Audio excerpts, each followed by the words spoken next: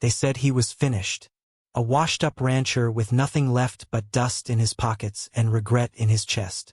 But when Dylan Garrett inherited 80 acres of dying vines and a blind horse named Pilot, he never imagined that sightless animal would guide him straight into a 35-year-old secret buried beneath California soil. A secret that powerful corporations had killed reputations to keep hidden. A secret that would force him to choose between walking away with nothing or fighting for a truth that could reshape everything. Stay with me, because what starts in ruin and silence will end in revelation, justice, and the unexpected wisdom of a horse who sees without eyes. Before we jump back in, tell us where you're tuning in from, and if this story touches you, make sure you're subscribed because tomorrow I've saved something extra special for you. Dylan Garrett sat on the rusted steps of his trailer in Cheyenne, Wyoming, watching the sun bleed out across a sky too wide and too empty. The metal walls behind him creaked in the November wind, a sound he'd grown to hate over the past 8 months. This place wasn't home. It was just where he'd landed after everything else had been stripped away. The ranch in Laramie County was gone. Sold at auction after 3 years of drought, had turned his pastures into cracked earth and his cattle into walking skeletons. He'd fought to keep it, borrowed against everything, worked until his hands bled and his back screamed. But the land didn't care about effort. The bank didn't care about legacy. And when the auctioneer's gavel fell, Dylan's life as a rancher died with it. His wife Karen had left 2 months before the sale went through. She'd packed their daughter Emma's things on a Tuesday morning, while he was out trying to fix a windmill that would never pump water again. The note she left was short.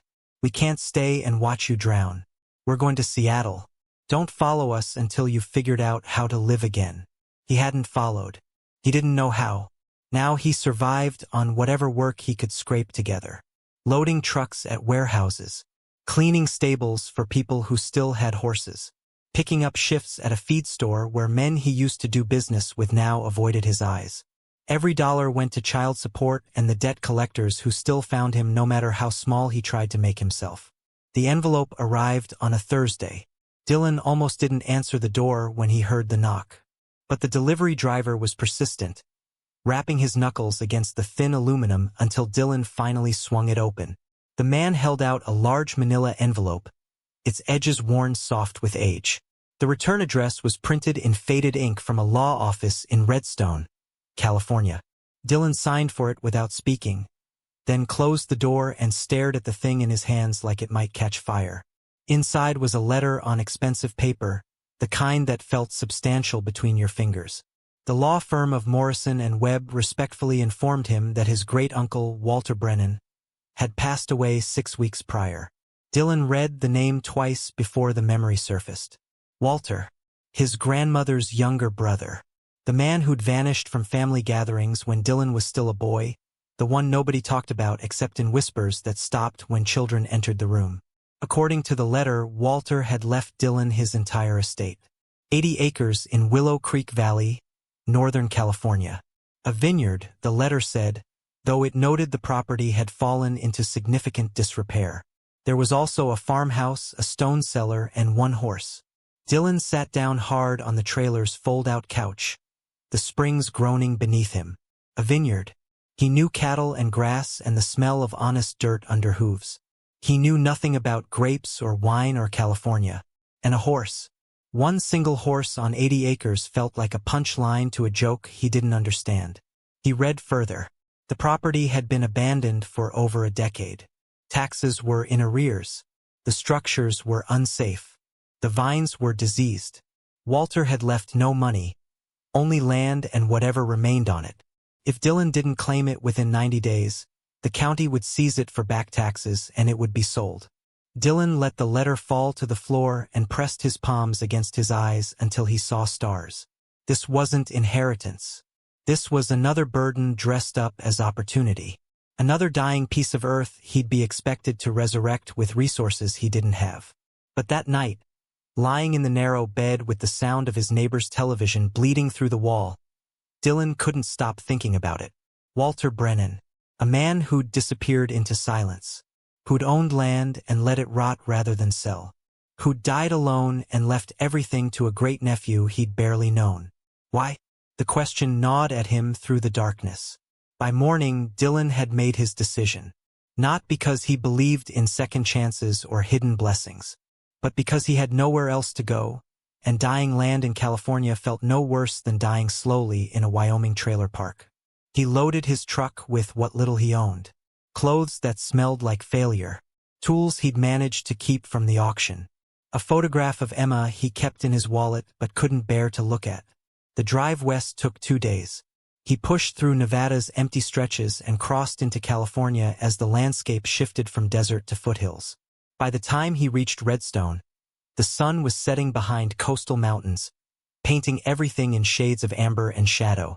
The town was small, the kind of place where wine tourism had gentrified half the main street while the other half still clung to its working-class roots.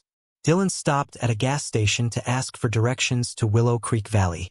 The attendant, a woman in her 60s with kind eyes, gave him a long look when he mentioned the Brennan property. "That place has been empty a long time," she said quietly. "Your uncle was a strange man, kept to himself. But he wasn't cruel, just haunted by something."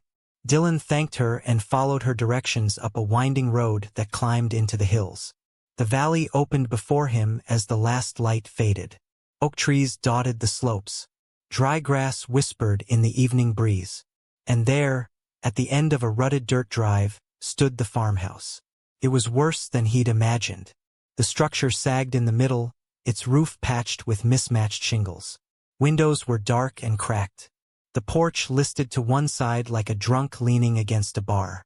Around it stretched row after row of grapevines, their leaves brown and curled, their trunks twisted with disease. The whole place reeked of abandonment. Dylan cut the engine and sat in the cab of his truck, staring.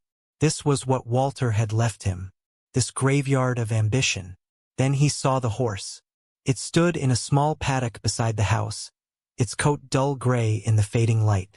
The animal didn't move when Dylan's truck pulled up, didn't turn its head or flick its ears. It simply stood there utterly still, in a way that made Dylan's chest tighten with recognition. He climbed out slowly and approached the fence. The horse was old, its body lean and hard, its mane tangled with burrs. But it was the eyes that stopped Dylan cold. They were clouded over completely, milky white with cataracts so thick no light could penetrate. The horse was blind. Dylan stood at the fence, his hands gripping the weathered wood. The animal turned its head slightly toward him, nostrils flaring as it caught his scent. Then it took one slow step forward, then another, moving with careful deliberation until preparing and narrating this story took us a lot of time. So if you are enjoying it, subscribe to our channel. It means a lot to us. Now back to the story. It stood directly in front of him. Dylan reached out without thinking, his palm hovering just above the horse's nose. The animal pushed forward into his hand, its breath warm against his skin. For a long moment, neither moved. Man and horse locked in a silent understanding that transcended sight. "Your pilot," Dylan whispered. The name had been mentioned briefly in the legal documents. "You're what he left me." The horse exhaled, a sound that seemed to carry decades of waiting. Dylan felt something shift in his chest. Not hope. He wasn't ready for hope. But maybe recognition. This animal knew what it meant to survive in darkness. To navigate a world where every step was taken on faith rather than sight. Dylan grabbed his duffel bag from the truck and walked toward the house. The front door hung crooked on its hinges. Inside, the air was thick with dust and the smell of dry rot. Furniture sat covered in sheets. The floor creaked with every step. But there was a roof, however damaged, and walls that still stood. He dropped his bag in what had once been a bedroom and returned to the paddock. Pilot hadn't moved. The horse stood facing the house as if he'd been watching Dylan's movements through senses beyond vision. Dylan found a water trough that still held a few inches of clean water and a small shed with hay that was old but not moldy. He filled the trough from a hand pump that sputtered and groaned before finally producing a thin stream. He spread fresh hay in a corner of the paddock. Small gestures, basic care. It was all he knew how to give. That night, Dylan lay on a bare mattress in the farmhouse, listening to the buildings settle around him. Through the broken window, He could hear Pilot moving in the paddock. Slow steps, the soft sound of the horse's breath, the rhythmic patience of an animal that had learned to wait. Dylan stared at the ceiling and thought about Walter. About a man who'd owned a vineyard and let it die.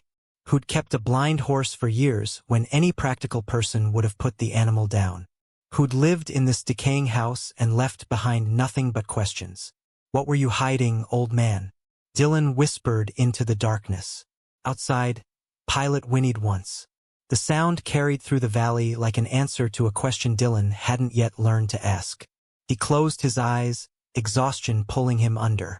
Tomorrow he would explore the property. Tomorrow he would try to understand what Walter had left him and why.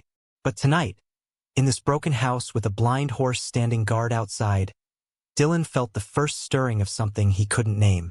Not quite curiosity, not quite purpose, but a sense that he'd arrived at a place where secrets had taken root deeper than any vine, and that Pilot, sightless and patient, was waiting to show him where they were buried. Dylan woke to the sound of something scraping against wood. His eyes opened to unfamiliar shadows cast across a water-stained ceiling. For a disorienting moment, he forgot where he was. Then the smell hit him. Mildew and old timber and earth that had gone too long without tending. California. The vineyard. Walter's house. He sat up on the bare mattress, his back protesting from a night on springs that had given up their shape years ago. Pale morning light filtered through the cracked window, revealing the bedroom in all its desolation. Wallpaper peeled in long strips. A dresser missing 2 drawers leaned against the far wall. The floorboards were warped, lifting in places where water had gotten underneath. The scraping sound came again. Dylan stood and walked to the window, his boots crunching on debris he couldn't see in last night's darkness. Outside, Pilot stood at the paddock gate, his blind eyes fixed in Dylan's general direction.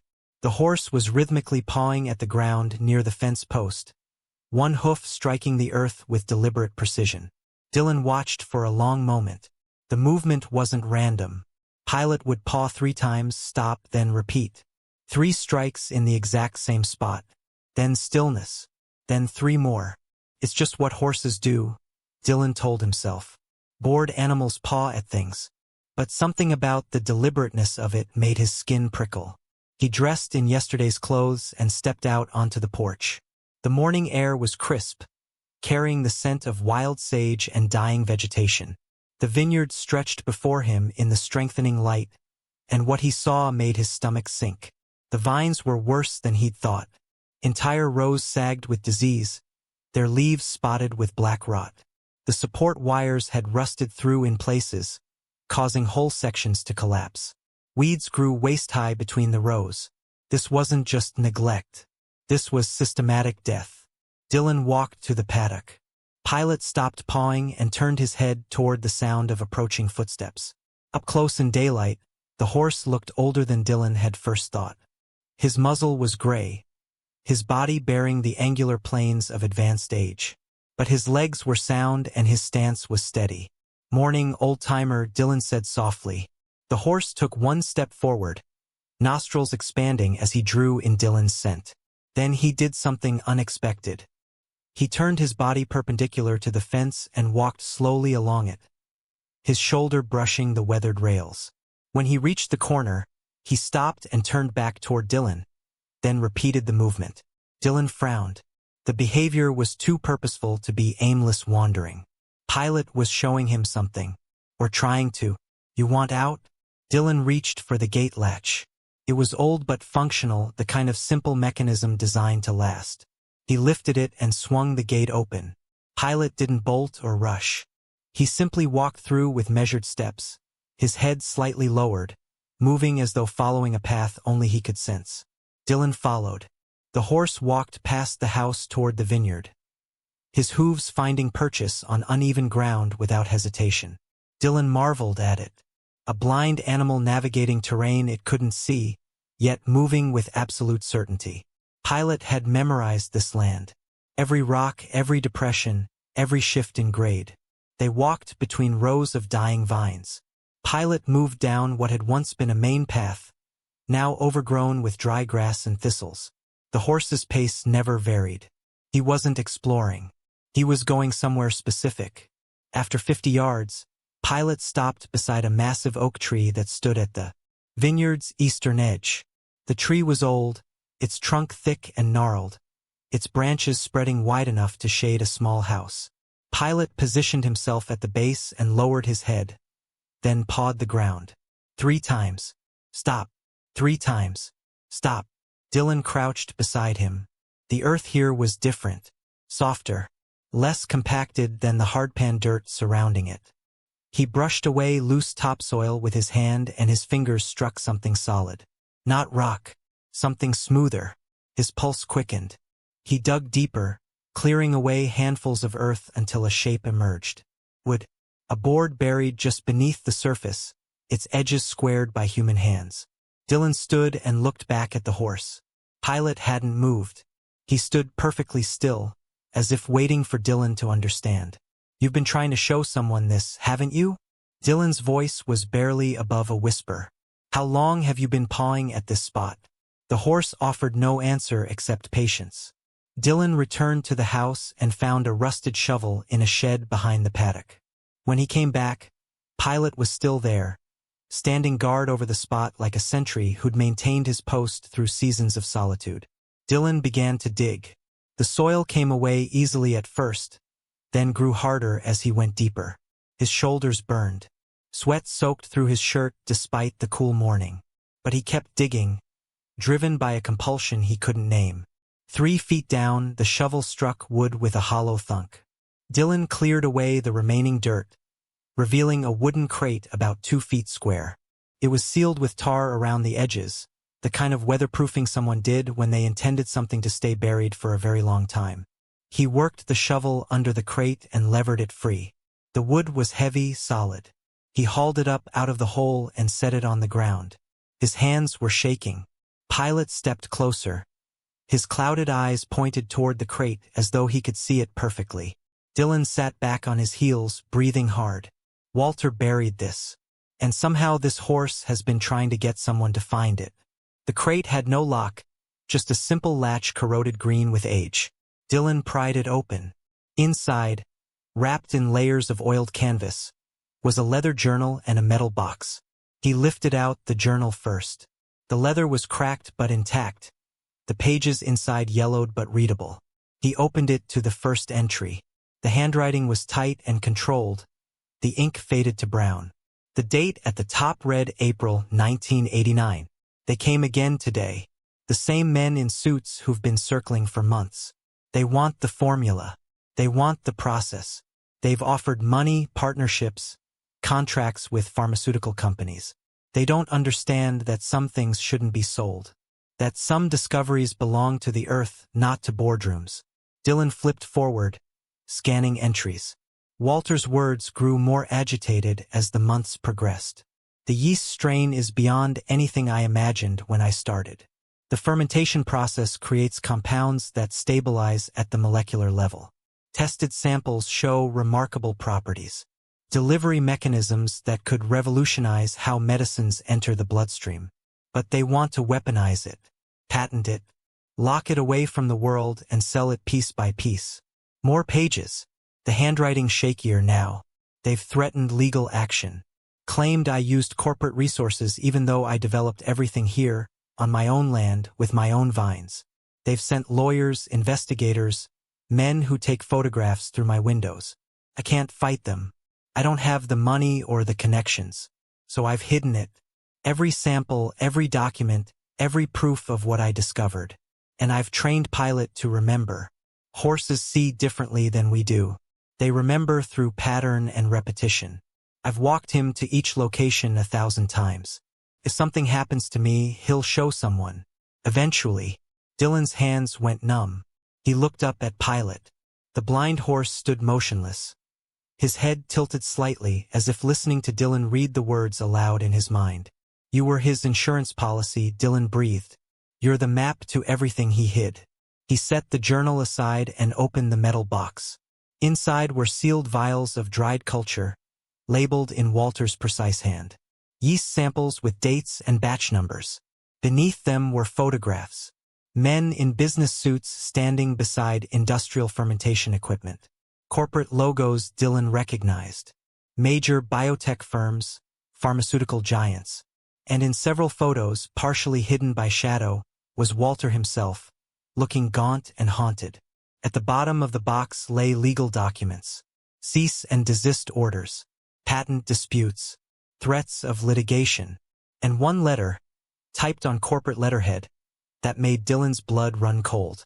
Mr. Brennan, your continued refusal to cooperate leaves us no choice but to pursue alternative remedies. We have documentation proving the work belongs to us. We have witnesses prepared to testify that you misappropriated proprietary research. We strongly advise you to reconsider before this matter becomes criminal. Signed by an attorney representing Meridian Biotech, dated November 1990. Dylan sat in the dirt beside the open crate, the morning sun climbing higher, and tried to process what he was holding. His great-uncle hadn't been a recluse because he was strange or antisocial. He'd been forced into hiding, silenced by people with enough power and money to rewrite reality. And now, 35 years later, Dylan was sitting in the dirt with the proof in his hands. Pilot shifted his weight and turned his head toward the house. Dylan followed his gaze. Nothing moved. The valley was quiet except for wind moving through dead vines. But the horse's ears were forward, alert. What is it? Dylan stood slowly, his instincts prickling.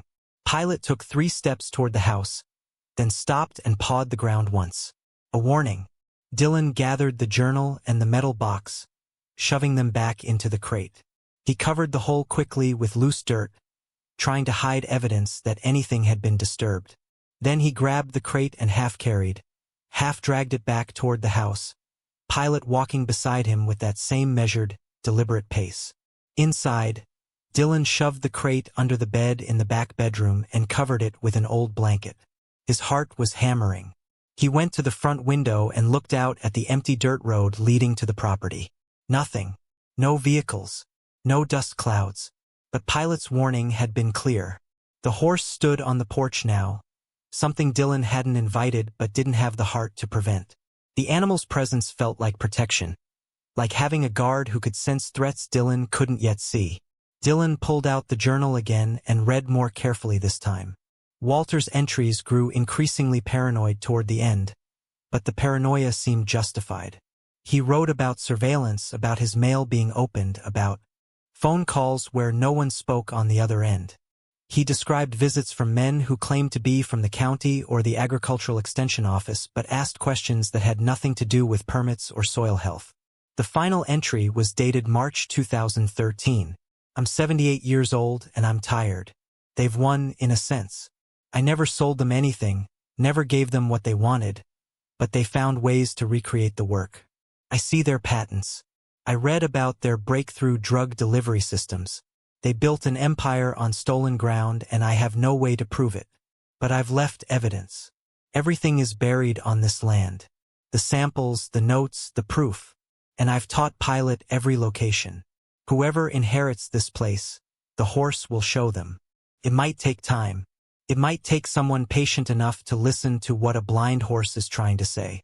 But truth has a way of surfacing, even when it's been buried deep.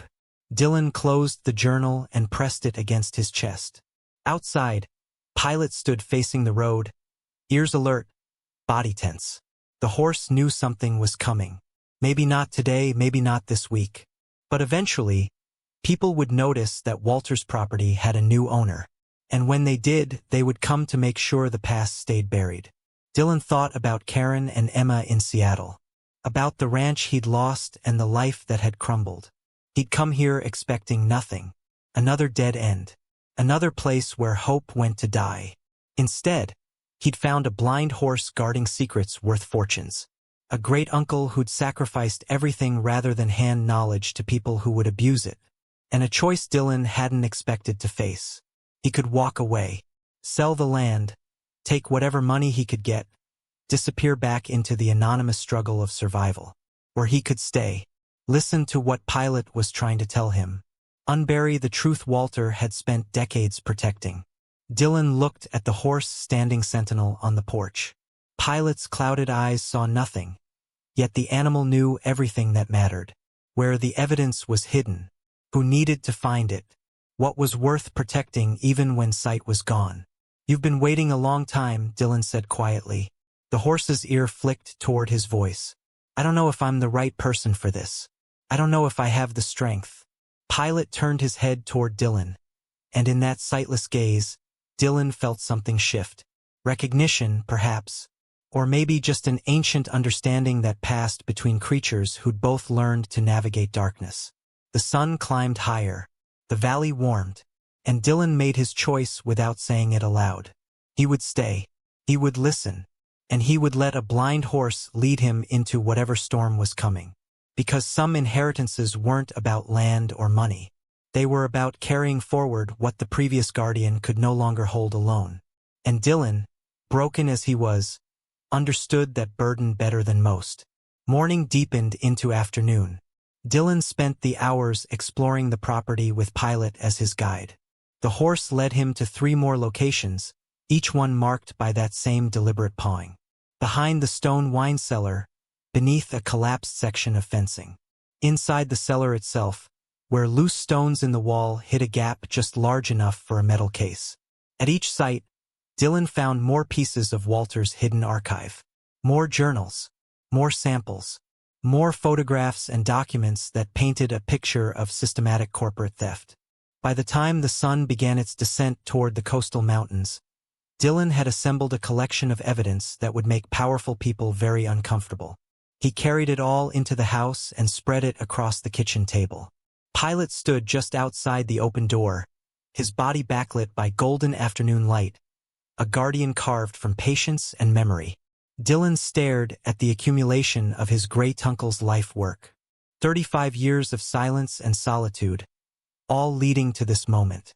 A desperate rancher in a dying vineyard, holding proof that could rewrite history or get him killed trying. His phone buzzed in his pocket.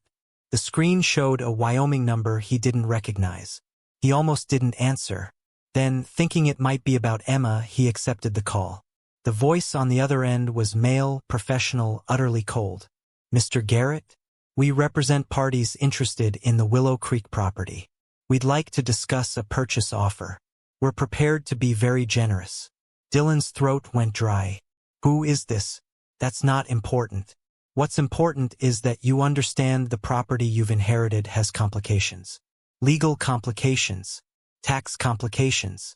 We can resolve all of that and provide you with a substantial cash settlement. All we need is your signature." Dylan looked at Pilot. The horse was staring toward the phone in Dylan's hand as if he could hear the threat in that smooth, reasonable voice.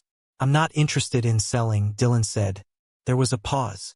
Then the voice continued, still calm, still pleasant. "Mr. Garrett, I don't think you understand your situation. That property has been abandoned for over a decade. There are liens against it, environmental concerns. It would be in your best interest to accept our offer and walk away. Who told you I inherited this place?" Dylan's heart was pounding now. The property transfer just went through last week. Another pause, longer this time. "We have people who monitor these things. Consider our offer carefully, Mr. Garrett. We'll be in touch soon." The line went dead. Dylan stood in the kitchen, phone still pressed to his ear, listening to silence. They already knew. Whoever they were already watching. He walked to the door where Pilot stood. The horse hadn't moved, hadn't relaxed his vigilant stance. Dylan reached out and placed a hand on the animal's neck. The coat was warm from the sun, the muscles beneath solid and sure. "They're coming, aren't they?" Dylan whispered. "You've been waiting for them. Waiting for someone to finally fight back." Pilot exhaled slowly, a sound that seemed to carry decades of suppressed truth. Then the horse did something that made Dylan's chest constrict. He took one step forward, positioning himself between Dylan and the road. A blind horse, placing his body as a shield against threats he couldn't see but knew with absolute certainty were real. Dylan stood there as dusk gathered in the valley, one hand resting on a horse who saw without eyes, surrounded by evidence that powerful people had spent 35 years keeping buried. He thought about running, about grabbing the most important documents and disappearing before the threats turned into action. But then he looked at Pilot, steadfast and unmovable, and understood something Walter must have learned long ago. Some truths were worth more than safety. Some fights couldn't be walked away from, no matter how terrifying they were. Tomorrow, Dylan would figure out what to do with everything he'd found. Tomorrow, he would start making calls, finding people who could help, building a strategy to bring this evidence into light. But tonight, he would stay in this broken-down house with a blind horse standing guard, and he would let himself believe that maybe, just maybe, he'd been sent here not because he had nothing left to lose, but because he was exactly the person Walter had been waiting for. Someone who understood loss deeply enough to recognize what was worth protecting. Someone desperate enough to have nothing left to fear. Pilot shifted his weight and stamped one hoof on the wooden porch. The sound echoed across the vineyard like a declaration. Dylan closed his eyes and let exhaustion wash over him. Whatever was coming, he wouldn't face it alone. He had a blind horse who remembered everything. And sometimes that was enough. The knock came 3 days later, just as dawn was breaking over the ridgeline. Dylan was already awake, sitting at the kitchen table with Walter's journals spread before him, trying to piece together the technical details of the yeast strains his great-uncle had developed. He'd barely slept since the phone call. Every sound made him jump. Every shadow outside the window felt like a threat materializing. Pilot had moved closer to the house over those 3 days. The horse now spent his nights just outside the back door, positioned where he could hear anyone approaching from either direction. Dylan had stopped trying to convince himself the animal's behavior was coincidental. Pilot was standing guard, and his vigilance felt earned through years of watching threats circle but never quite strike. The knock was firm but not aggressive. 3 measured raps against the weathered wood. Dylan stood slowly, his hand moving instinctively to the hunting rifle he'd found in Walter's closet. He didn't pick it up, but he wanted the comfort of knowing it was there. Through the window beside the door, he could see a figure on the porch. Male, older, wearing canvas work pants and a flannel jacket faded from years of washing. Not the suited corporate representatives Dylan had been dreading. This man looked like he belonged to the valley. Dylan opened the door with the chain still latched. The man on the porch had a weathered face lined with sun exposure, gray hair trimmed short, and eyes that were direct but not unkind. He held no briefcase, carried no papers. His hands hung empty at his sides. "You're Dylan Garrett," the man said. It wasn't a question. I'm Thomas Whitmore. Used to deliver mail out this way for 30 years before I retired. Your Uncle Walter was on my route. Dylan studied him through the gap in the door. Behind Thomas, the valley was waking up, light spilling across the dead vineyard in pale gold. Pilot had appeared around the corner of the house, his ears forward, body tense but not alarmed. "What can I do for you, Mr. Whitmore?" Thomas glanced at Pilot, and something softened in his expression. "That horse still here. Good." He looked back at Dylan. "I came because I figured you might need to know some things. Things about Walter that didn't make it into any legal documents." Dylan hesitated, then slid the chain free and opened the door fully. Thomas nodded his thanks but didn't step inside uninvited. He stood on the threshold, respectful of boundaries. "I brought Walter his mail twice a week for 28 years, Thomas began. Watched that man go from someone full of energy and ideas to someone who looked over his shoulder every time a car drove past. He never talked much about what happened, but I saw things. Saw the letters from lawyers. Saw the men who came around asking questions. Saw how he stopped going into town, stopped answering his phone, stopped trusting anyone." Dylan felt his throat tighten. "What do you know about the men who came around?" Thomas shifted his weight, his gaze moving past Dylan to scan the interior of the house. "Enough to know they weren't here for friendly reasons. They'd show up every few months. Different faces, same energy. They'd ask me questions when they saw me delivering mail. Wanted to know if Walter got packages, who he corresponded with, whether he seemed mentally stable. I told them nothing. Privacy of the mail is sacred, and besides, I didn't like the way they looked at this place. Like vultures circling something dying. Did Walter ever talk to you about what he was working on?" Thomas shook his head.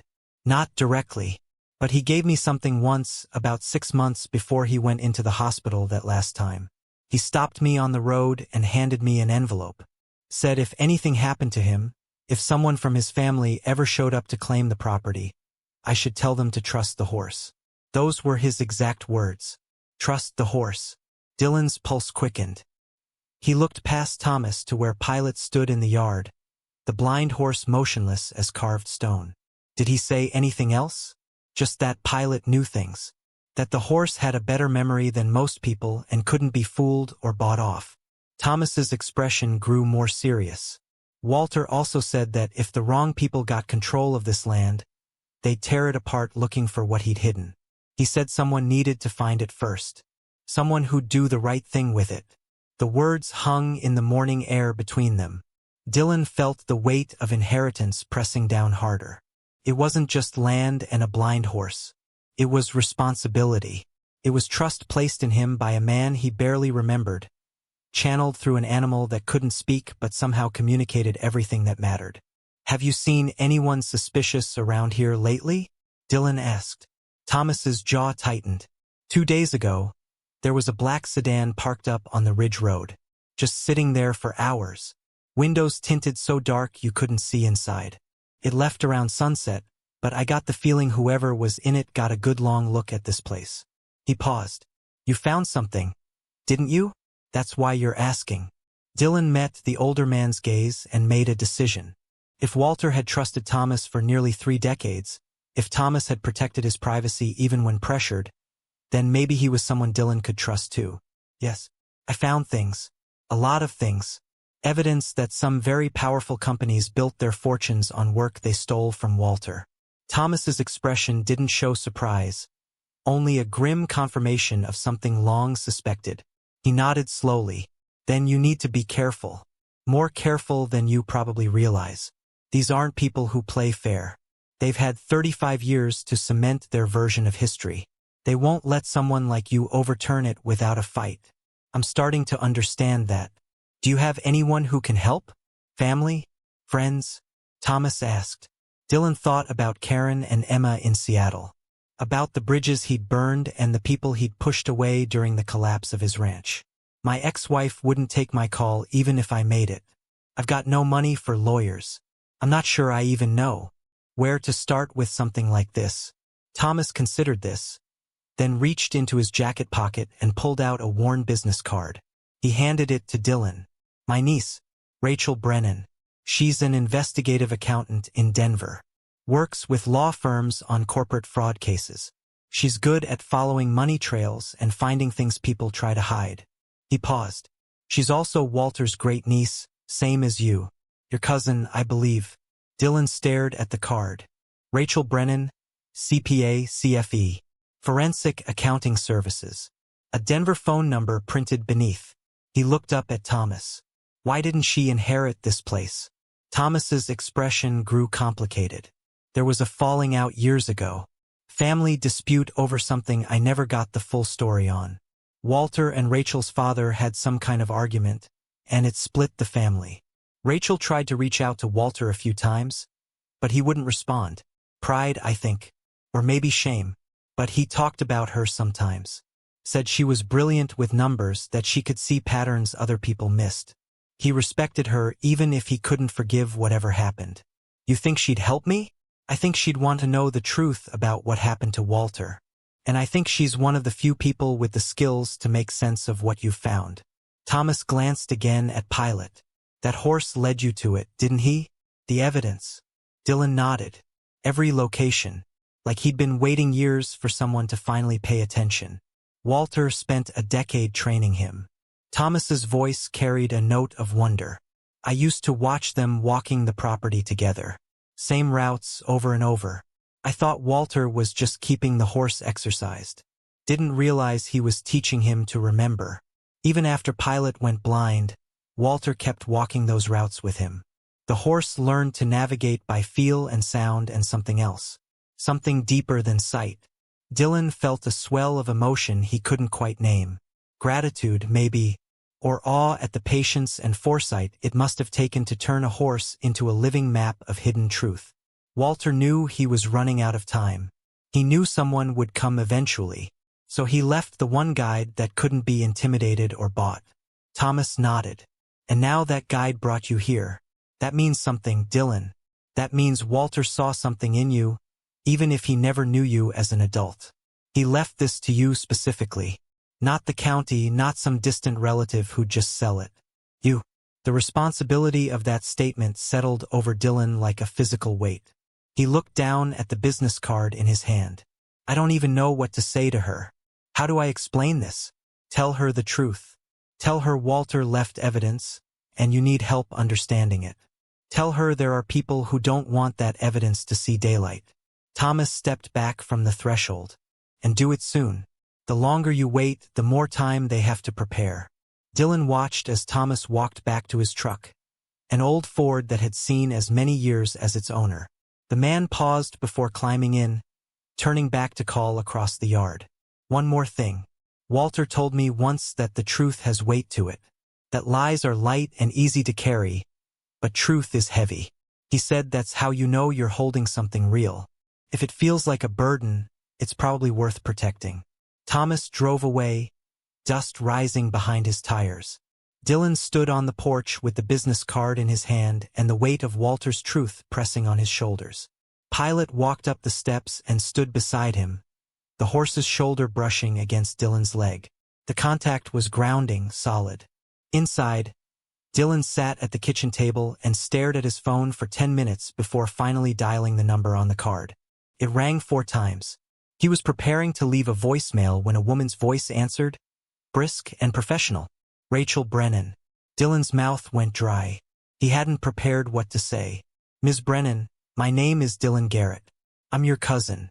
I inherited Walter Brennan's property in California, and I need your help. There was a long silence on the other end. When Rachel spoke again, her voice had lost its professional edge, replaced by something raw. Walter's dead? He passed away about 2 months ago. I'm sorry. I didn't know if you'd heard. Another pause. No one told me. We hadn't spoken in 8 years. Her voice cracked slightly. How did he die? Quietly. In a hospital in Redstone. I don't know many details. The lawyers just said natural causes. Dylan pressed forward before he lost his nerve. But that's not why I'm calling. I found things on the property. Evidence.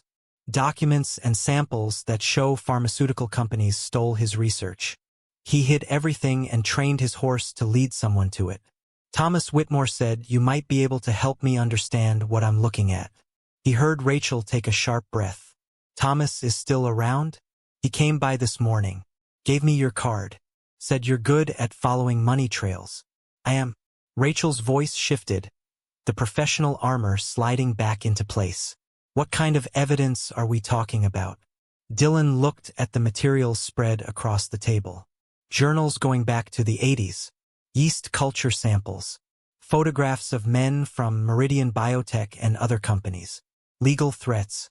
Patent documents. He developed some kind of fermentation process that created compounds for drug delivery systems. They wanted to buy it. He refused. Then they took it anyway and buried his role. Rachel was quiet for a moment. Then she said, if what you're saying is true, we're talking about potential fraud worth billions. These aren't companies that just roll over when challenged. They have legal teams that cost more per hour than most people make in a month. I know. Dylan's voice was steady despite the fear curling in his gut. That's why I need help. I'm a rancher who lost everything and inherited a dying vineyard. I don't know corporate law or forensic accounting. I don't even know who to trust. But Walter left this for someone to find, and apparently I'm that someone. He heard papers rustling on Rachel's end. Where are you right now? Willow Creek Valley. The property. I've been here almost a week. Don't leave. Don't talk to anyone else about what you found. Don't take any calls from people offering to buy the property. Rachel's tone had become urgent. I'm coming out there. It'll take me about 18 hours to drive from Denver. Can you sit tight until then? Dylan looked through the window at Pilot, who had positioned himself in the yard where he could watch both the road and the house. Yeah, I can wait. Good. And Dylan? Rachel's voice softened slightly. Thank you for calling me. Whatever happened between Walter and my father, whatever kept us apart, I always wanted to know the truth about why he disappeared from our lives. If you've found answers, I want to help bring them into the light." The call ended. Dylan set the phone down and let out a breath he hadn't realized he was holding. Help was coming. Someone with skills and knowledge he didn't possess. Someone who had her own connection to Walter and her own reasons for wanting justice. The rest of the day passed in anxious vigilance. Dylan photographed every document, every page of Walter's journals. He organized the yeast samples and made lists of dates and names. He was building a case, though he barely understood what that meant. All he knew was that Rachel would need everything clearly documented. Pilot stayed close to the house all day, moving between the front yard and back with deliberate slowness. Twice the horse stopped and faced the road, ears forward, body rigid. Both times, Dylan heard nothing, saw nothing. But he'd learned to trust the animal's senses. If Pilot detected something, it was real even if Dylan couldn't perceive it. As dusk approached, Dylan carried hay and water out to the paddock. Pilot followed him but didn't enter the enclosed space. Instead, the horse took up position on the porch again, that same guardian stance Dylan had come to recognize. "You don't want to be trapped behind a fence, do you?" Dylan said softly. "You want to be able to move if something happens." The horse's ear flicked toward his voice, but Pilot's gaze remained fixed on the darkening road. Dylan set the hay where the horse could reach it from the porch and filled the water trough beside the steps. The Pilot wanted to stand watch. Dylan wouldn't argue with him. That night, Dylan didn't sleep at all. He sat in the kitchen with the lights off, watching shadows move across the vineyard. Every sound made his heart race. The creak of settling wood, the rustle of wind through dead vines, the soft stamp of Pilot's hoof on the porch boards. Around 2 in the morning, Dylan heard an engine, distant at first, then growing closer. He moved to the window and peered through the gap in the curtain. Headlights appeared on the ridge road, moving slowly. The vehicle stopped about a quarter mile from the property, engine idling. Pilot was already standing, his body tense, ears flat against his skull.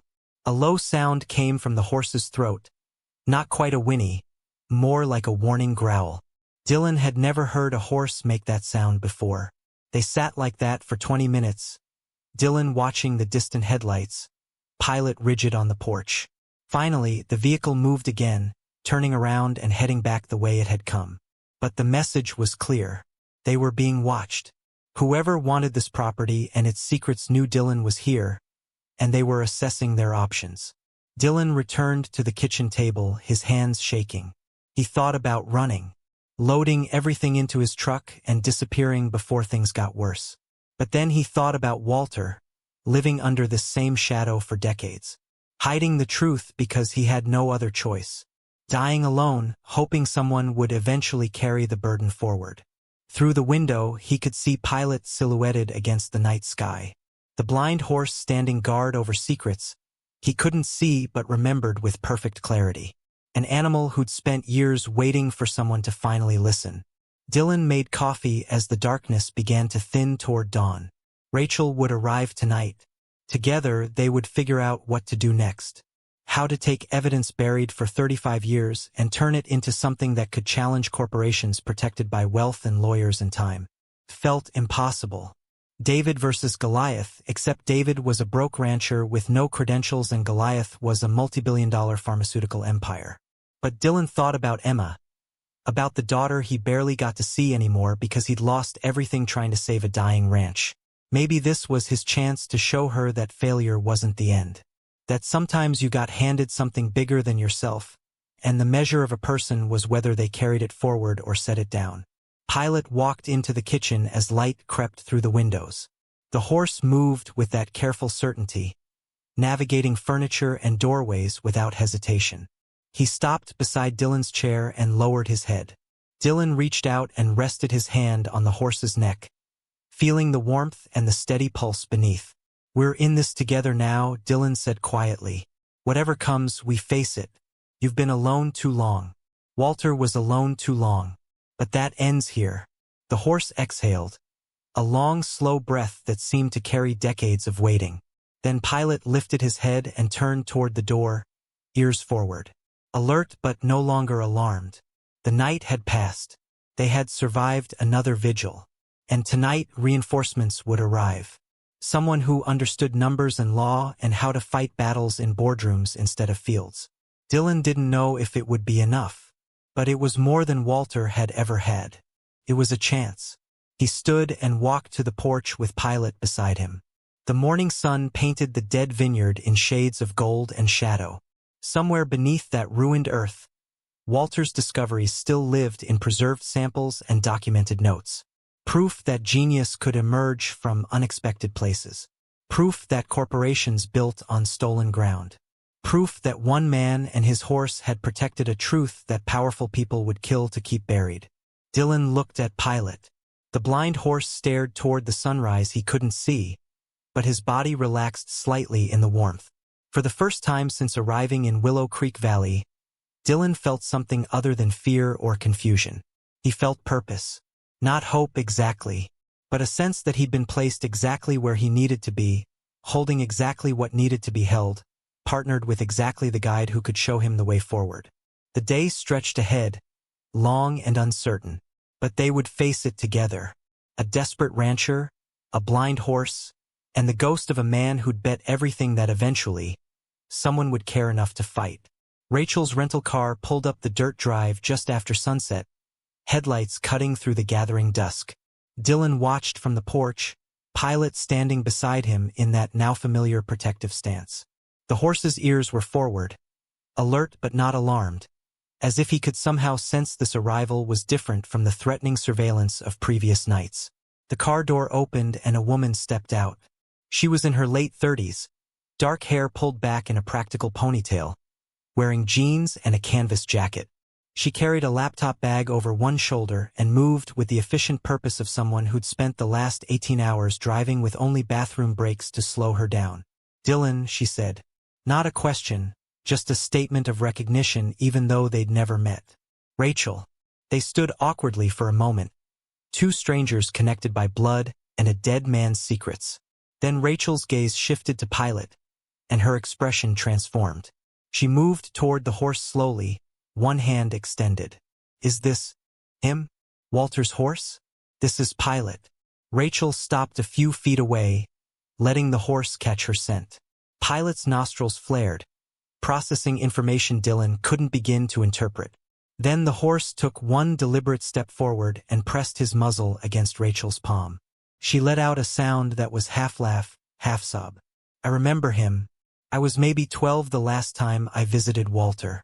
Pilot was younger then, not blind yet. Walter let me ride him through the vineyard." She stroked the horse's face gently, carefully avoiding the clouded eyes. He said Pilot was the smartest animal he'd ever known. Said horses remember things people forget. Dylan felt something loosen in his chest. Rachel wasn't here just as a forensic accountant. She was here because Walter had mattered to her, and that loss was still fresh despite the years of silence between them. "Come inside," Dylan said. "I'll show you everything." The kitchen table was covered with evidence. Rachel set her laptop bag down and stood there for a long moment, just looking. Then she pulled out a chair and began the careful work of examination. She started with the journals, reading Walter's entries with the focused intensity of someone trained to find patterns in chaos. Dylan made coffee and sat across from her, watching as she took notes in a legal pad, occasionally asking him questions about where specific items had been found. Hours passed. Rachel worked through the night, pausing only to stretch her back or refill her coffee cup. Dylan dozed in his chair, jerking awake every time his head dropped forward. As dawn began to lighten the windows, Rachel finally sat back and rubbed her eyes. Her expression was grim but energized, the look of someone who'd found exactly what they were looking for and hated what it meant. "This is real," she said. "All of it. The yeast strain Walter developed created a compound that stabilizes at the molecular level. It's the foundation for controlled-release drug delivery systems. Do you understand what that means?" "Not really," Dylan admitted. Rachel pulled up something on her laptop and turned it toward him. "It means billions of dollars in patents. It means medications that can be time-released in the body with unprecedented precision. Cancer treatments, insulin delivery, pain management. Half the breakthrough pharmaceuticals in the last 20 years use variations of this technology. She tapped the screen, and it all traces back to research that Meridian Biotech claimed as their own in 1991. Research, they said, was developed in their labs by their scientists using their resources. But it wasn't. No, it was developed here on this property by Walter. Rachel's voice was tight with controlled anger. They found out what he was working on. They tried to buy it. When he refused, they used legal intimidation to silence him, then recreated his work just differently enough to claim it was original. She gestured at the documents spread across the table. These papers prove the timeline. Walter's journals show he had the process working in 1989. Meridian didn't file their first patent until 1991. And look at this. She pulled out one of the photographs Dylan had found. It showed 3 men in business suits standing beside fermentation equipment. One of them was partially visible in the background, his face turned away from the camera but his posture suggesting he was supervising the others. I ran facial recognition on the clearer faces, Rachel said. This man here is Dr. Marcus Webb. He was Meridian's head of research and development from 1988 to 2005. He's now worth an estimated $300 million, mostly from stock options tied to patents filed during his tenure. She pointed to another figure. This one is Harrison Cole. He was Meridian's CEO during the same period. He's testified before Congress about pharmaceutical innovation, written op-eds about protecting intellectual property. His company's entire reputation was built on being pioneers in drug delivery systems. Systems they stole from Walter. Rachel nodded. And then they spent 3 decades making sure no one could prove it. They buried Walter under legal threats, made him look like a paranoid recluse, probably paid off anyone who might have corroborated his story. She looked at Dylan with fierce determination. But they didn't count on Walter being patient enough to hide everything and train a horse to guard it for 35 years. Can we prove it? Dylan asked. Can we actually take this to court and win? Rachel was quiet for a moment, her fingers drumming against the table. That's complicated. The evidence is strong, but it's old. Statute of limitations might be an issue for some claims. They'll argue that Walter had opportunities to come forward and chose not to. They'll question the chain of custody for these samples. They'll attack every piece of documentation as potentially fabricated. So we can't win. I didn't say that. Rachel's eyes were hard. I said it would be complicated. But here's what we have in our favor. First, Walter's journals are dated and detailed. They show continuous work over years, not something cobbled together after the fact. Second, the yeast samples can be DNA tested and compared to the strains Meridian uses in their patented processes. If they match, that's powerful evidence. Third, we have photographs placing Meridian executives on this property during the relevant time period. She tapped the laptop. And fourth, I'm very good at following money. If they paid anyone off, if they buried payments in corporate ledgers, if there's any financial trail connecting their supposed breakthrough to this vineyard, I will find it. Dylan felt hope kindle for the first time since finding Walter's hidden cache. How long will that take? Weeks, maybe months. Rachel's expression was serious. And during that time, they're going to come at you hard. Meridian Biotech is worth $40 billion. They have lawyers who specialize in making problems disappear. They've already been watching this property. Once they realize you're not going to sell and go away quietly, they'll escalate. I figured. Are you prepared for that? Rachel leaned forward. I'm talking about legal harassment. Private investigators going through your history. Every mistake you've ever made dragged into public view. They'll look for leverage. Your divorce. Your failed ranch. Anything they can use to paint you as unstable or unreliable. Dylan thought about Karen and Emma in Seattle. About the life he'd already lost. What else can they take from me? I've got nothing left except this land and the truth buried under it. They can take your freedom, Rachel said bluntly. If they get creative with accusations, they could tie you up in lawsuits that drain what little resources you have. They could claim you're trespassing or destroying evidence or a dozen other things that would force you to spend money on lawyers you don't have. Then what do? Rachel pulled out her phone. We get ahead of them. We go public before they can control the narrative. I have contacts at investigative journalism outlets, people who specialize in corporate malfeasance. We give them the story with enough evidence to make it credible, and we do it in a way that makes you sympathetic. Struggling rancher inherits dying vineyard and discovers his great-uncle was cheated out of billions by pharmaceutical giants. It's David and Goliath, and everyone loves David. Won't that just make them come after me harder? Probably. But it also makes it harder for them to make you disappear quietly. Sunlight is the best disinfectant. Once this story is out there, once people are paying attention, Meridian has to be more careful. They can't just bully you into silence if journalists are watching. Dylan looked out the window at Pilot, who stood in the yard watching the sunrise he couldn't see. The horse had carried this burden alone for so long, had waited through years of silence for someone to finally understand what needed to be done. And now that someone was here, Dylan had to decide if he had the courage to see it through. Okay, he said. Let's do it. Let's take them down. Rachel smiled, and it was fierce and full of something Dylan recognized as family. Walter would be proud of you. I hope so. Dylan stood and walked to the door. Pilot turned his head at the sound of footsteps, ears tracking Dylan's movement.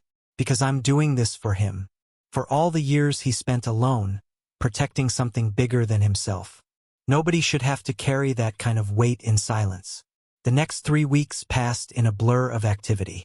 Rachel worked 18-hour days, building spreadsheets and timeline documents, cross-referencing Walter's journals with public patent filings and corporate financial records. She made calls to journalist contacts, lawyers who specialized in intellectual property theft, and academic experts who could testify about the science involved. Dylan kept the vineyard running as best he could, though running was a generous term for maintaining a dying piece of land. He cleared brush, repaired fencing, and spent hours with Pilot, walking the property and learning the routes Walter had taught the horse decades ago. Each location held a memory. The spot behind the stone cellar where Walter had buried his most sensitive notes. The hollow in the ancient oak where he'd hidden backup samples. The loose stones in the wine cellar wall that concealed photographs of men who'd stolen his life's work. Thomas Whitmore stopped by twice more, bringing food and checking that they were still safe. He'd taken to driving past the property at odd hours, his own informal security patrol. Dylan was grateful for it. The black sedan had returned 3 more times, always parking on the ridge road, always watching. Once, a man in a suit had walked up to the property line and stood there for 10 minutes, making no attempt to hide his presence. Just watching, assessing, sending a message. Pilot reacted to each intrusion with the same rigid alertness. The horse would position himself between the house and the threat, body tense, ears flat. He'd stayed blind and aging, but his instincts were sharp and his courage was unshakable. Dylan drew strength from that. If a horse could stand guard for decades, if Walter could endure 35 years of isolation, then Dylan could survive a few weeks of surveillance and intimidation. The story broke on a Tuesday morning. Rachel had worked with a journalist named Patricia Hendricks who specialized in pharmaceutical industry investigations. The article appeared simultaneously on a major investigative journalism website and in a mid-sized but respected newspaper. The headline read, "Dying Vineyard Holds Evidence of Billion-Dollar Pharmaceutical Theft." The piece was detailed and damning.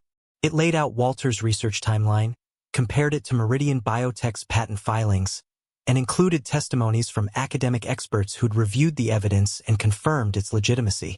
It featured photographs of the vineyard, of Pilot standing guard, and of Dylan himself, looking tired but determined. Patricia had framed it exactly as Rachel predicted. The struggling rancher fighting against corporate giants to honor his great-uncle's stolen legacy. The response was immediate and overwhelming. The article went viral within hours. News outlets picked it up. Social media exploded with outrage at Meridian Biotech. Legal experts began analyzing the case on television. Meridian stock dropped 4% in a single day, and then the threats began. The first came via email to an address Dylan had set up specifically for this purpose. It was from a law firm representing Meridian Biotech, informing him that he was in possession of materials that may constitute corporate espionage, and that he should cease all communication about these materials immediately or face legal consequences. Rachel laughed when she read it. Empty threats. They're panicking. The second threat came in person. Dylan was in the barn when he heard vehicles approaching. Multiple engines moving fast. He stepped outside to see 3 black SUVs pulling up the drive. His heart hammered, but he forced himself to stay calm. Pilot was already at alert, positioned between the barn and the approaching vehicles. The SUVs stopped and men emerged. 6 of them, all wearing dark suits, all with the hard expressions of people used to intimidating others. The leader was tall, gray-haired, with eyes like chips of ice. "Mr. Garrett," the man said, his voice carrying across the yard. "My name is Lawrence Mitchell. I'm senior counsel for Meridian Biotech. We need to talk." "Then talk," Dylan said. He didn't move from his position by the barn. Pilot shifted slightly, his body coiled with tension. "You've made serious allegations against my client. Allegations that are not only false but potentially libelous. We're prepared to file suit against you for defamation, interference with business relationships, and theft of trade secrets." Dylan felt Rachel's presence before he saw her. She'd emerged from the house and was walking toward the men with her phone held up, clearly recording. "And I'm Rachel Brennan, forensic accountant and Mr. Garrett's representative. Everything you just said is being recorded, and I'd be happy to have my lawyers review any lawsuit you'd like to file." She stopped beside Dylan, her voice steady and professional. "But let's be honest about what's really happening here. You're not here to sue. You're here to intimidate, and it's not going to work." Lawrence Mitchell's expression didn't change, but Dylan saw calculation in his eyes. "Ms. Brennan, we're aware of your involvement. We're also aware that you have personal history with Walter Brennan that may be clouding your professional judgment. My personal history is that my great-uncle was destroyed by your client," Rachel said coldly. "And I'm going to spend however long it takes proving it in court." The 6 men stood facing Dylan and Rachel across the yard. Pilot hadn't moved, but Dylan could feel the horse's presence like a shield at his back. The blind animal. Couldn't see the threat, but he knew it was there and he wasn't backing down. "You're making a mistake," Mitchell said. "Both of you. This will destroy you financially, personally. We have resources you can't imagine. We can tie you up in litigation for years. We can make sure neither of you works in your respective fields again." "Then I guess we'll see each other in court," Rachel said. Mitchell's jaw tightened. He gestured to his men and they returned to the SUVs. But before climbing into his own vehicle, he turned back. "That horse should have been put down years ago. Keeping a blind animal alive is borderline cruel." The words were clearly meant to provoke, but they had the opposite effect. Dylan felt his fear transform into cold anger. "Pilot has more courage and integrity than anyone in your organization.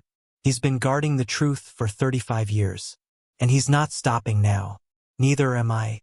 The SUVs left, kicking up dust that hung in the air long after they disappeared. Dylan turned to Rachel, who was still recording on her phone. "Did you get all of that?" "Every word." She lowered the phone. "And I've already sent it to Patricia Hendricks. By tonight, the story will be that Meridian sent 6 men to threaten a rancher and his disabled horse." She smiled grimly. They just made themselves the villains. Over the following weeks, the battle intensified. Meridian filed suit, just as threatened, but the publicity had already turned against them.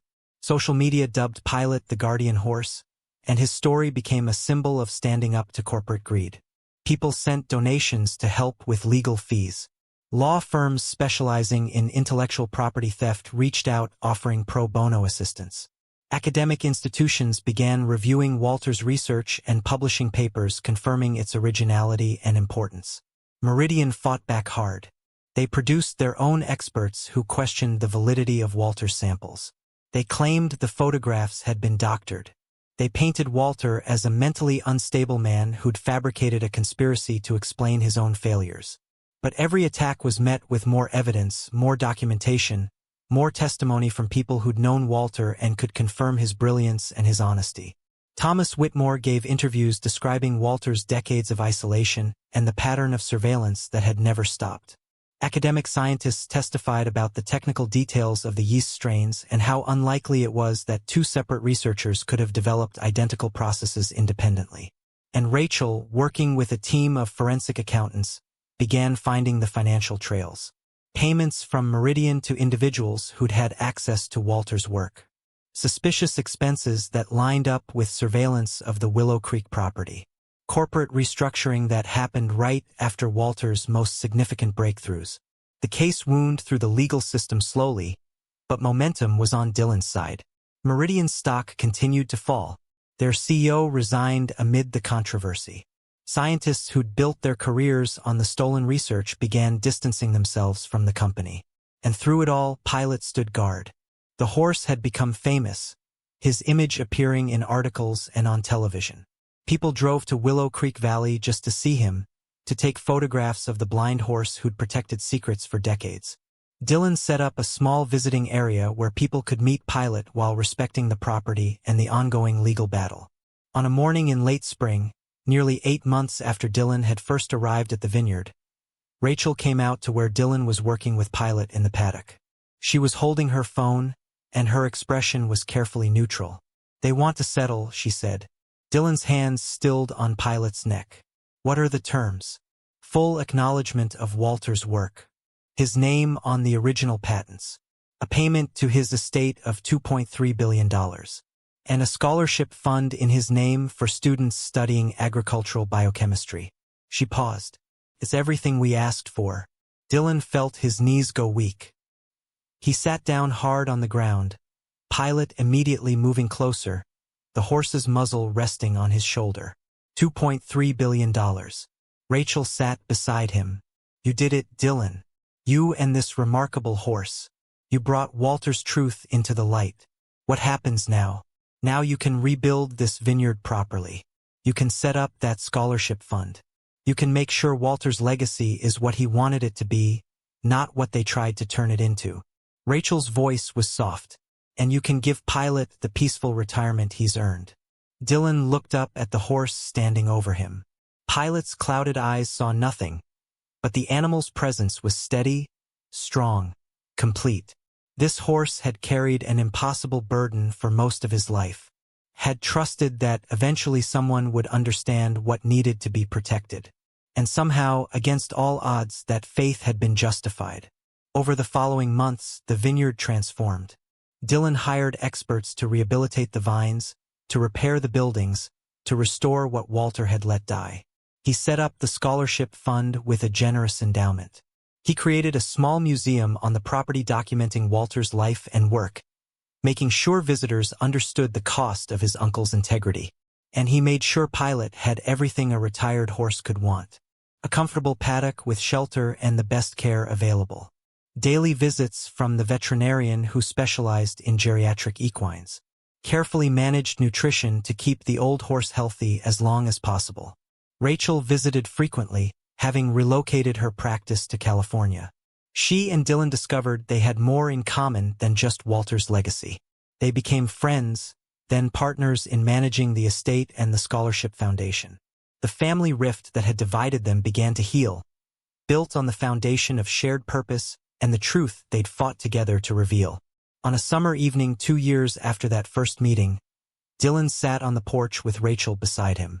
The vineyard stretched before them in neat rows, vines heavy with fruit. Pilot grazed peacefully in his paddock, moving slowly now but still with that careful certainty that had never faltered.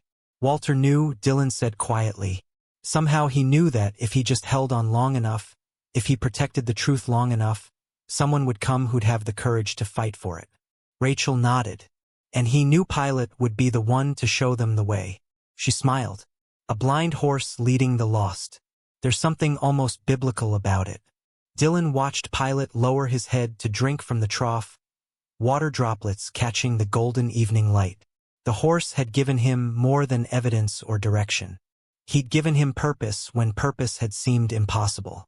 He'd given him courage when courage felt like a luxury Dylan couldn't afford.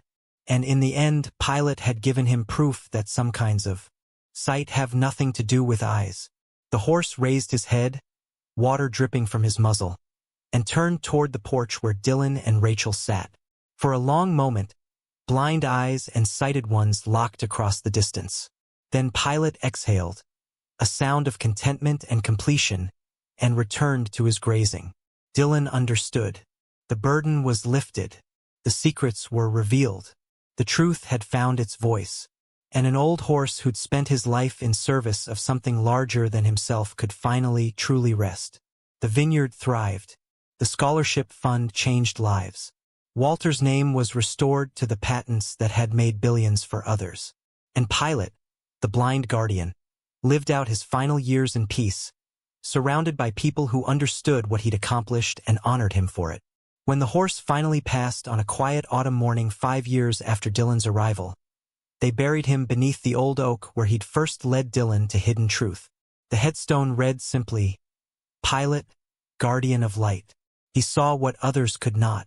Hundreds of people came to pay their respects. Scientists whose careers had been built on Walter's honest work. Students whose educations had been funded by the settlement. Journalists who'd told the story of courage against impossible odds. And Dylan, standing beside Rachel with his daughter Emma at his side, finally able to show her what it meant to stand for something that mattered. The vineyard would continue. The scholarship would grow. Walter's legacy would inspire generations of researchers to protect their work and fight for truth even when the cost seemed unbearable. And somewhere in the peaceful shadows of that old oak tree, a blind horse rested at last, his purpose fulfilled, his faith in human courage finally justified. The morning Emma arrived at Willow Creek Valley, Dylan stood on the porch watching the road with an anxiety he hadn't felt in months. 3 years had passed since the settlement with Meridian Biotech. 3 years of rebuilding the vineyard, establishing Walter's scholarship fund, and learning to live with purpose instead of just survival. But this moment felt different. This was his daughter seeing what he'd become, judging whether the man who'd lost everything had found something worth keeping. The car appeared around the bend, a modest sedan that Karen had probably insisted Emma rent instead of driving her own aging Honda all the way from Seattle. Dylan's chest tightened as the vehicle pulled up and stopped. The door opened and Emma stepped out. She was 22 now, no longer the teenager who'd left with her mother when the ranch collapsed. Her dark hair was longer, pulled back in a ponytail that reminded Dylan achingly of Karen. She wore jeans and a university sweatshirt, and when she looked at him, her expression was guarded but not hostile. That was something. Dad, she said. Emma. Dylan came down the steps, unsure if she'd accept a hug. She made the decision for him, stepping forward into an embrace that was brief but genuine. When she pulled back, her eyes were already scanning the property, taking in the restored farmhouse, the orderly rows of vines heavy with fall grapes, the stone cellar that had been rebuilt and repurposed as a tasting room for the small winery operation Dylan had started. It's different than I imagined, she said. Different how? Emma turned in a slow circle. Mom said you inherited a dump. That you were living in some broken-down shack with nothing but debts and regrets. She looked back at him. This doesn't look like a dump. It was when I got here. Dylan gestured toward the vineyard. Took a lot of work to bring it back. A lot of help from people who believed in what we were trying to do. We, me and Rachel.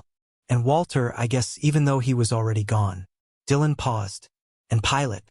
Emma's expression shifted, curiosity breaking through her careful neutrality. The horse from the articles? Is he still here? Dylan's throat tightened. Come on. I'll show you. They walked around the house to where the memorial stood beneath the old oak tree. The headstone was simple granite, the inscription clear. Pilate, Guardian of Light. He saw what others could not. Around it, visitors had left small tokens. Carrots wrapped in plastic. Flowers. Notes thanking the horse for his courage. Emma read the inscription, then looked at the offerings scattered around the grave. People really loved him. They loved what he represented. Dylan stood beside her, hands in his pockets. A blind horse who could see truth when everyone else was looking away. who had the patience to wait decades for someone to finally understand what needed to be protected. He changed my life, Emma. Changed everything. They stood in silence for a moment. Then Emma said quietly, "Mom said I shouldn't come. That you'd just disappoint me again like you did when the ranch failed." The words stung, but Dylan couldn't blame Karen for them. "And what do you think?" Emma turned to face him fully. "I think I needed to see for myself. The articles made you sound like some kind of hero, but articles can be wrong. People can look good on paper and still be the same person who let everything fall apart." "You're right." Dylan met her gaze steadily. "I did let everything fall apart. The ranch, our family, my own dignity. I made mistakes I can't take back. But this," he gestured at the vineyard, at the memorial, at the land stretching around them, "this wasn't about redemption. It was about doing something that mattered because a man I barely knew trusted me with something bigger than myself." Emma studied him for a long moment. Show me what made you stay." Over the next 3 days, Dylan showed Emma everything. He walked her through the vineyard, explaining how they'd rehabilitated the vines using sustainable practices Walter would have approved of. He took her to the tasting room where they now produced small batch wines, the profits split between operating costs and the scholarship fund. He showed her the museum room in the farmhouse where Walter's journals were displayed behind glass, where visitors could learn about the brilliant, stubborn man who'd chosen isolation over compromise. He introduced her to Thomas Whitmore, who told stories about delivering mail to a recluse who treated him with more respect than most people offered their closest friends. He showed her the Scholarship Foundation offices where Rachel worked, managing endowments that now sent 30 students a year to study agricultural sciences and biochemistry.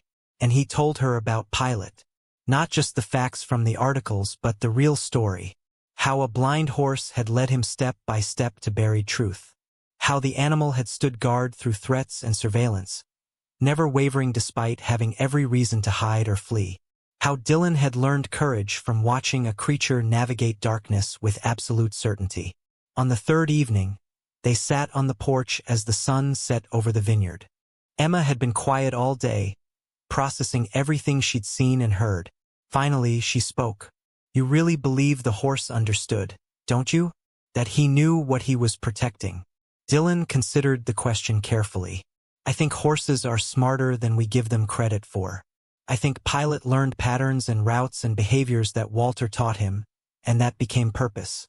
Whether he understood the why doesn't matter as much as the fact that he did it. He was faithful to something beyond himself for decades. That's more than most humans manage." Emma looked at the memorial visible in the fading light. "Mom said you called her after the settlement. Asked if she and I wanted to come back. I did. She said no." "I know." Emma's voice was soft. "She said you'd just use the money to build another dream that would collapse. That you hadn't really changed, just gotten lucky." Dylan felt the familiar ache of that rejection, but it had dulled over time. Maybe she was right. Maybe I would have fallen back into old patterns. But this, he gestured at the vineyard, at the life he'd built. "This isn't a dream. It's a responsibility.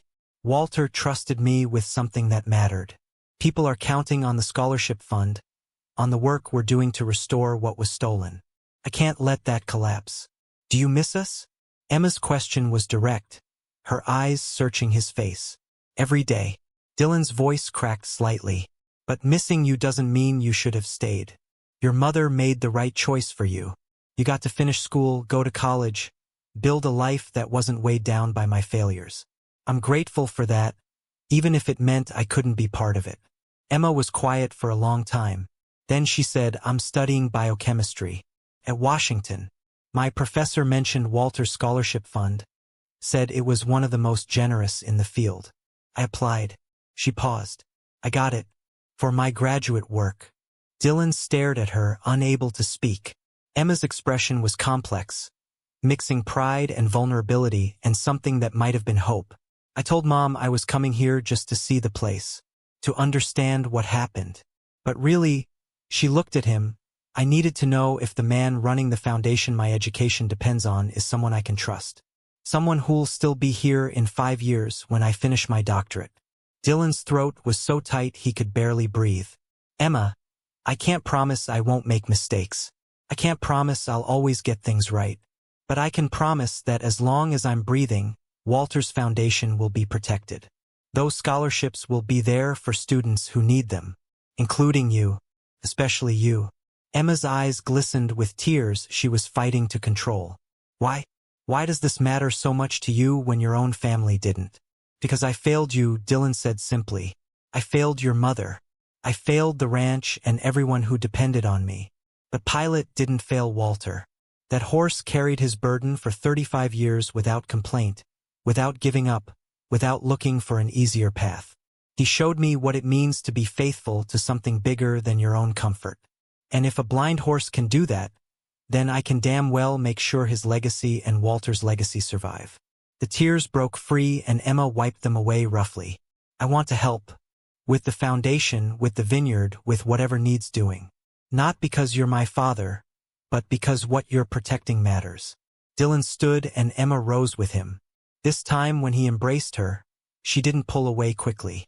She held on, and he felt something he'd thought permanently broken begin to mend. Not completely, not easily, but genuinely. Over the following months, Emma became a regular presence at Willow Creek Valley. She'd drive down from Seattle on weekends, staying in the guest room that had been Walter's bedroom. She helped Rachel with foundation paperwork, worked harvest alongside the vineyard staff, and spent hours in the museum room reading Walter's journals. She also spent time at Pilot's memorial, often sitting beneath the oak tree with her laptop, working on her graduate research. Dylan would find her there and join her in comfortable silence, both of them drawing something from the presence of the grave. The horse who'd changed everything rested there, but his influence rippled outward still. Karen called one evening, her voice tight with the kind of control that meant she was fighting emotions she didn't want to show. "Emma says she's spending a lot of time down there." "She is," Dylan confirmed. "She says the scholarship is real, that everything in the articles was true." It is." Karen was quiet for a moment. "I thought you'd use that money to chase another impossible dream. Build another ranch that would fail. I didn't think you'd actually build something sustainable. I had good teachers." Dylan looked out at the vineyard through the kitchen window. A blind horse and a dead man who both understood that some things are worth more than comfort or profit. "Emma says she wants to work with the foundation after she graduates. That she wants to make it her career. That's her choice." Dylan kept his voice neutral. "She's brilliant, Karen. She'd be an asset. But if you're calling to tell me to discourage her, I won't do that. This is real work that matters. If she wants to be part of it, I'd be honored. I'm not calling to tell you to discourage her." Karen's voice softened slightly. "I'm calling to say that maybe I was wrong. About you not being able to change. About the money being just another way for you to fail." She paused. "Emma believes in what you're doing, and I trust her judgment." The words settled over Dylan like an unexpected blessing. "Thank you. Don't make me regret this, Dylan. Don't let her down." "I won't." He said it with absolute certainty. "Pilot taught me what it means to be faithful to a trust. I won't betray that lesson." After the call ended, Dylan walked out to the memorial. The evening was cool, stars beginning to emerge in the darkening sky. He stood before the headstone and spoke aloud to the silence. "She's going to carry it forward, Walter. Your work, your truth, everything you protected. Emma's going to make sure it grows and spreads and helps people you never met." He paused. "And Pilot, you stubborn, courageous animal, you made all of this possible. You showed me how to see in the dark, how to trust something beyond myself, how to carry a burden without complaint until someone came along to help bear the weight." The wind moved through the oak's branches, rustling leaves that would soon fall and make way for new growth. Dylan felt the cycle of it. Death and renewal, loss and restoration. A man who'd lost everything finding purpose in protecting what a stranger had hidden. A blind horse teaching sight to someone who'd refused to see. 5 years later, the foundation had grown beyond anything Dylan had imagined. The scholarship fund supported 70 students annually. Research grants funded agricultural biochemistry projects at universities across the country. The vineyard had become a model of sustainable practices, hosting workshops and educational programs. And Emma, now Dr. Emma Garrett, served as the Foundation's Director of Scientific Programs, her brilliance and passion driving expansion into new areas of research. Dylan stepped back from daily operations, content to let younger minds guide the work forward. He spent his time maintaining the vineyard's legacy sections, the original rows Walter had planted, keeping them alive as living history. He gave tours to visitors who wanted to hear the story firsthand, never embellishing, never making himself more heroic than he'd been. And he tended Pilate's memorial, which had become something of a pilgrimage site. People came from around the world to see where the guardian horse rested. They left offerings and notes, sharing their own stories of finding courage in darkness, of learning to trust when sight failed them. Rachel retired from active accounting work and moved permanently to the property, helping Dylan maintain Walter's museum and manage the increasing number of visitors. They'd become partners in every sense, their shared mission evolving into something deeper. Not romance exactly, but a profound partnership built on mutual respect and shared purpose. On the 10th anniversary of Dylan's arrival at Willow Creek Valley, they held a celebration. Scholarship recipients past and present gathered. Scientists whose research the Foundation had funded presented their findings. Thomas Whitmore, now well into his 80s, told stories about Walter and the early days when secrecy was survival. Emma gave the keynote speech. She stood before a crowd of 300 people and spoke about her great-great-uncle Walter, about the work that had been stolen and then reclaimed, about the importance of protecting truth even when the cost seemed unbearable. And she spoke about Pilate. "A blind horse taught my father how to see," she said, her voice carrying across the audience. Not with eyes, but with faith. Faith that there was something worth protecting. Faith that patience and courage could outlast corruption and greed. Faith that eventually truth finds its voice. She looked directly at Dylan. And my father learned that lesson well enough to teach it forward. This foundation, these scholarships, all the work we do here, it all traces back to a man who refused to compromise his integrity, and a horse who refused to abandon his post. The applause was thunderous. Dylan sat beside Rachel, overwhelmed by the moment. This gathering represented everything Walter and Pilate had protected. Knowledge freed from corporate control. Students given opportunities regardless of wealth. Research pursued for human benefit rather than profit. It was justice, finally, after decades of theft. That evening, after the crowds had dispersed and the valley had quieted, Dylan walked to Pilate's memorial. The oak had grown fuller over the decade, its branches spreading wider. Fresh flowers lay against the headstone, placed there by visitors earlier in the day. Dylan sat with his back against the tree trunk and looked out at the vineyard. Lights glowed in the tasting room where a few late visitors lingered. The farmhouse windows were warm with lamplight. In the distance, he could see the Foundation offices where Emma was probably still working, unable to fully step away from the work she loved. "This is what you waited for," Dylan said to the horse buried beneath his feet. "All those years standing guard, waiting for someone to understand. This moment right here, when the truth you protected becomes something bigger than any of us. When it grows and spreads and changes lives in ways Walter never imagined." He thought about the Dylan who'd arrived here a decade ago. Broken, desperate, seeing this inheritance as just another cruel joke from a life that had taken everything. That man couldn't have imagined sitting here now, at the center of something that mattered, surrounded by people whose lives had been transformed by Walter's courage and Pilate's faithfulness. The wind carried the scent of ripening grapes, of earth that had been dead and was now thriving. Dylan closed his eyes and let himself feel the fullness of it. The weight of responsibility, yes, but also the lightness of purpose. The knowledge that his life had meant something beyond personal success or failure. That he'd been trusted with something precious and had proven worthy of that trust. Footsteps approached and Dylan opened his eyes to see Emma walking toward him. She carried 2 glasses of wine from the vineyard's latest vintage. She handed him one and sat beside him, her shoulder touching his. "Good speech," he said. "I meant every word." Emma looked at the memorial. "I never met Pilate, but I feel like I know him. Like he's part of our family now." "He is." Dylan sipped the wine, savoring the complex flavors that Walter's rehabilitated vines had produced. Everything we have, everything we've built, it started with him leading me to buried truth. A blind horse who saw more clearly than any of us. They sat in comfortable silence as stars emerged fully overhead.